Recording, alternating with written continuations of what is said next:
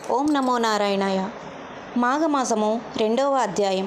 శివుడు పార్వతీదేవికి మాఘమాస మహిమ చెప్పుట. వశిష్ఠుల వారిని దిలీపుడు మరల ఇట్లు ప్రశ్నించెను. మహాముని, ఈ మాఘమాస మహత్యమును ఇంకను వినవలెనని కోరిక ఉదయించుచున్నది గాన సెలవిండని ప్రార్థించగా వశిష్ఠుడు చెప్పసాగెను. మున్ను పార్వతీదేవికి శివుడును నారదునకు బ్రహ్మయు మాఘమాస మహత్యమును గురించి చెప్పియున్నారు గాన శివుడు పార్వతికి చెప్పిన విధమును వివరించదను వినుము. ఒకనాడు పరమశివుడు గుణాలు సేవించుచు నానారత్న విభూషితమగు కైలాస పర్వతమందలి మందర వృక్ష సమీపమున ఏకాంతముగా కూర్చునియున్న సమయమున లోకజననియగు పార్వతీదేవి వచ్చి భర్త పాదములకు నమస్కరించి, స్వామి, మీ వలన అనేక పుణ్య విషయములను తెలుసుకుంటుని, కానీ ప్రయాగక్షేత్ర మహత్యమును మాఘమాస మహత్యమును వినవలనని కోరిక ఉన్నది. కాన ఈ ఏకాంత సమయమందు క్షేత్ర మహిమలను వివరింప ప్రార్థించుచున్నదానని వేడుకొనగా పార్వతీపతియగు శంకరుడు మందహాసంతో ఇట్లు వివరించెను. దేవి, నీ ఇష్టమును తప్పక తీర్చదును, శ్రద్ధగా వినుము. సూర్యుడు మకర రాశియందు ఉండగా మాఘమాసమందు ప్రాతకాలమున ఈ మనుజుడు నదిలో స్నానము చేయునో అతడు సకల పాతకముల నుండి విముక్తుడగుటయే కాక జన్మాంతమందు మోక్షమును పొందును. అటులనే మాఘమాసములో సూర్యుడు మకర రాశి అందుండగా ప్రయాగ క్షేత్రమునందే నరుడు స్నానమాచరించునో అతనికి వైకుంఠ ప్రాప్తి కలుగును. అంతియే కాదు, జీవనది ఉన్నను లేకున్నను కడకు గోపాదము మునుగునంత నీరు ఉన్న చోట గాని తటాకమందు గాని మాఘమాసములో చేసిన ప్రాతకాల స్నానము గొప్ప ఫలమునిచ్చుటయే గాక సమస్త పాపములను వీడిపోవును. రెండవ రోజు స్నానము చేసిన విష్ణు లోకమునకు పోవును. మూడవ నాటి స్నానము వలన విష్ణు సందర్శనము కలుగును. మాఘమాసమునందు ప్రయాగ క్షేత్రమందు గల గంగానదిలో స్నానమాచరించిన ఎడల ఆ మనుజునకు మరుజన్మ అనునది ఉండదు. దేవి, మాఘమాస స్నాన ఫలం ఇంతింతయని చెప్పజాలను.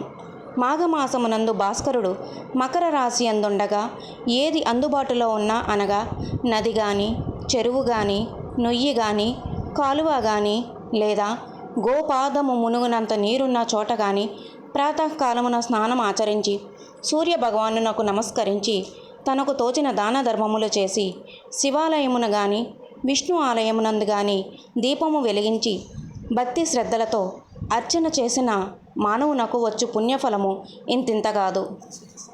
ఏ మానవుడైనను తన శరీరములో శక్తి లేక కడకు బావియందైనను స్నానమాచరించి శ్రీహరి దర్శనమును చేసినచో అతడెట్టి కష్టములు అనుభవించుచున్నను ఆ కష్టములు మేఘము వలె విడిపోయి విముక్తుడగును. ఎవరైనను తెలిసి కానీ తెలియక కానీ మాఘమాసములో సూర్యుడు మకర రాశి అందుండగా నదీ స్నానం ఆచరించిన ఎడల అతనికి అశ్వమేధ యాగము చేసినంత ఫలము దక్కును. అదియుగాక మాఘమాస అంతయు ప్రాతకాలమున నదిలో స్నానము చేసి శ్రీమన్నారాయణుని పూజించి సాయంకాల సమయమున మాఘ పురాణము చదివి విష్ణు మందిరమునందు శివాలయమునందు గాని దీపము వెలిగించి ప్రసాదము సేవించిన ఎడల అతనికి తప్పక విష్ణులోక ప్రాప్తి కలుగుటయే కాక పునర్జన్మ ఎన్నటికీ కలుగదు. ఇటులా ఒక్క పురుషులే కాక స్త్రీలు కూడా ఆచరించవచ్చును.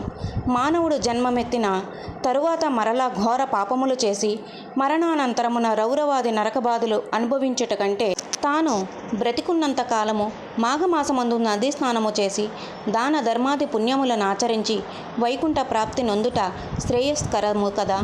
ఇదే మానవుడు మోక్షము పొందుటకు మార్గము. ఓ పార్వతి, ఏ మానవుడు మాఘమాసమును తృణీకరించునో అట్టివాడు అనుభవించు నరకబాధల గురించి వివరించదను, సావధానముగా ఆలకింపము. నేను తెలియజేసిన విధముగా ఏ మనుజుడు మాఘమాసమందు ప్రాతకాలమున నదీ స్నానము గాని జపము గాని విష్ణు పూజ గాని యథాశక్తి దానాది పుణ్యకర్మములు గాని చేయడో అట్టివాడు మరణానంతరమున సమస్త నరక బాధలను అనుభవించుచు కుంభీనసమను నరకమున పడద్రోయబడురు, అగ్నిలో కాల్చబడును, రంపముల చేత ఖడ్గముల చేత నరకబడును, సలసల కాగు తైలములో పడవేయబడును, భయంకరులకు యమకింకరులచే పీడించబడును. ఏ స్త్రీ వేకోజామున లేచి కాలకృత్యములు తీర్చుకొని నదికి పోయి స్నానము చేసి సూర్య నమస్కారము విష్ణు పూజ చేసి తన భర్త పాదములకు నమస్కరించి అత్తమామల సేవలు చేయునో అట్టి ఉత్తమ స్త్రీ 5వ తనముతో వర్ధిల్లి ఇహమందు పరమందున సర్వ సౌఖ్యములు అనుభవించును. ఇది ముమ్మాటికి నిజము. మాఘమాసమందు ఏ స్త్రీ అటుల చేయుదో అట్టి స్త్రీ ముఖము చూచినంతనే సకల దోషములు కలుగుటయే కాక ఆమె పంది కుక్క జన్మలనెత్తి హీనస్థితి నొందును. మాఘమాస స్నానమునకు వయోపరిమితి లేదు. బాలుడైనను యువకుడైనను వృద్ధుడైనను స్త్రీ అయినను బాలిక అయినను జవ్వని అయినను ఈ కులము వారైనను కూడా మాఘ స్నానం ఆచరించవచ్చును. ఈ మాసమంతయు కడు నిష్ఠతో ఉండిన కోటి యజ్ఞములు చేసినంత పుణ్యఫలము కలుగును. ఇది అందరికీ శ్రేయోదాయకమైనది.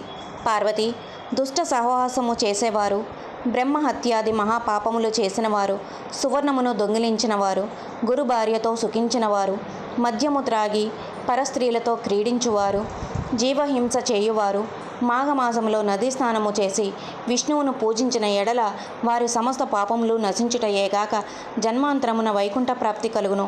మరియు కులభ్రష్టుడైన వాడును, కించిత్ మాత్రమైనను దాన ధర్మములు చేయని వాడును, ఇతరులను వంచే వారి వద్ద ధనమును అపహరించిన వాడును, అసత్యమాడి ప్రొద్దుగడుపువాడును, మిత్రద్రోహియు, హత్యలు చేయువాడును, బ్రాహ్మణులను హింసించువాడును, సదా వ్యభిచార గృహములలో తిరిగి తాళిగట్టిన ఇల్లాలని బిడ్డలను వేధించువాడును, రాజద్రోహి, గురుద్రోహి, దైవభక్తి లేనివాడును, దైవభక్తులను ఎగతాళి చేయువాడును, గర్వము కలవాడై తానే గొప్పవాడునని అహంభావముతో దైవ కార్యములను ధర్మ కార్యములను చెడగొట్టుచు దంపతులకు విభేదములను కల్పించి సంసారములు విడదీయువాడును, ఇండ్లను తగలబెట్టువాడును, చెడు పనులకు ప్రేరేపించువాడును, ఏ విధమైన పాపకరములు చేయువారులు సైతము ఎట్టి ప్రాయశ్చిత్తములు జరుపకనే మాఘమాసమందు స్నానము చేసినంత మాత్రముననే పవిత్రులగుదురు.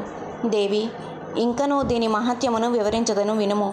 తెలిసియుండి పాపములు చేయువాడు, క్రూర కర్మలు ఆచరించువారు, సిగ్గు విడిచి తిరుగువాడు, బ్రాహ్మణ దూషకుడు మొదలగువారు మాఘమాసములో ఉదయమే నదికి వెళ్ళి స్నానము చేసిన ఎడల వారికున్న పాపములన్నీ నాశనమగును. మాఘమాస స్నానమును ప్రాతకాలముననే చేయవలెను. అలాగున చేసినచో సత్ఫలితము కలుగును. ఏ మానవుడు భక్తి శ్రద్ధలతో మాఘమాసము మొదటి నుండి ఆఖర పర్యంతము స్నానములు చేసేదనని సంకల్పించునో అటువంటి మానవునికున్న పాపములు తొలగిపోయి ఎటువంటి దోషములు లేక పరిశుద్ధుడగును. అతడు పరమపదము చేరుటకు అర్హుడగును. శాంభవి, 12 మాసములలోనూ మాఘమాసము మిక్కిలి ప్రధానమైనది. అన్ని జాతులలో బ్రాహ్మణుడు అధికుడు. అన్ని పర్వతములలో మేరు పర్వతము గొప్పది. అటులనే అన్ని మాసములో మాఘమాసము శ్రేష్టమైనదగుట చేత ఆ మాసమంతా ఆచరించడి ఏ స్వల్ప కార్యమైనను గొప్ప ఫలితాన్ని కలుగజేయును. చలిగానున్నదని స్నానము చేయని మనుష్యుడు తనకు లభించబోవు పుణ్యఫలమును కాలితో తన్నుకున్నట్లే అగును. వృద్ధులు జబ్బుగానున్నను వారు చలిలో చన్నీళ్ళలో స్నానము చేయలేరు కాన అట్టి వారికి ఎండు కట్టెలు తెచ్చి అగ్ని రాజేసి వారిని చలిగాగనిచ్చి తరువాత స్నానము చేయించిన ఎడల ఆ స్నాన ఫలమును పొందగలరు. చలి కాగిన వారు స్నానము చేసి శ్రీవారిని దర్శించిన పిదప అగ్నిదేవునికి సూర్యభగవానునికి నమస్కరించి నైవేద్యము పెట్టవలను. మాఘమాసములో శుచి అయిన ఒక బీద బ్రాహ్మణునికి వస్త్రదానము చేసిన ఎడల శుభ ఫలితము కలుగును. ఈ విధంగా ఆచరించడి వారిని చూచి ఏ మనుజుడైనను అపహాస్యము చేసినను లేక అడ్డు తగిలినను మహాపాపములు సంప్రాప్తించును. మాఘమాసము ప్రారంభము కాగానే వృద్ధులకు తండ్రిని, తల్లిని, భార్యను లేక కుటుంబ సభ్యులందరినీ మాఘమాస స్నానం ఆచరించుట నటుల ఏ మానవుడు చేయునో అతనికి మాఘమాస ఫలితము తప్పక కలుగును. ఆ విధముగానే బ్రాహ్మణునికి గాని వైశ్యునికి గాని క్షత్రియునికి గాని శూద్రునికి గాని మాఘమాస స్నానమును చేయమని చెప్పిన ఎడల పుణ్యలోకమునకు పోవుటకు ఏ అడ్డంకులను ఉండవు. మాఘమాస స్నానములు చేసిన వారిని గాని చేయలేని వారిని గాని ప్రోత్సహించు వారలను గాని చూచి ఆక్షేపించి పరిహాసములాడు వారికి ఘోర నరకబాధలు కలుగుటయే కాక ఆయుక్షీణము వంశక్షీణము కలిగి దరిద్రులగుదురు. నడుచుటకు ఓపిక లేనివారు మాఘమాసములో కాళ్ళు చేతులు ముఖము కడుగుకొని తలపై నీళ్లు జల్లుకొని సూర్య నమస్కారములు చేసి మాఘ పురాణమును చదువుట గాని వినుట గాని చేసిన ఎడల జన్మాంతరమున విష్ణు సాన్నిధ్యమును పొందుదురు. పాపము దరిద్రము నశింపవలి ఉన్న మాఘమాస స్నానము కన్నా మరొక పుణ్యకార్యమేదియును లేదు. మాఘమాసము వలన కలుగు ఫలితం ఎటువంటిది అనగా 100 అశ్వమేధ యాగములు చేసి బ్రాహ్మణులకు ఎక్కువ దక్షిణలిచ్చిన ఎంతటి పుణ్యఫలము కలుగునో మాఘ స్నానము చేసిన అంతటి పుణ్యఫలము కలుగును. బ్రాహ్మణ హత్య పితృహత్యాది మహాపాతకములు చేసిన మనుజుడైనను మాఘమాసమంతయును కడు నిష్ఠతోనున్న ఎడల రౌరవాది నరకముల నుండి విముక్తుడగును. కనుక ఓ పార్వతి, మాఘమాస స్నానము వలన ఎట్టి ఫలితము కలుగునో వివరించితినిగాన నే చెప్పిన రీతిన ఆచరించుట అందరికీ శుభప్రదము. మాఘమాసము 2వ అధ్యాయం సంపూర్ణం.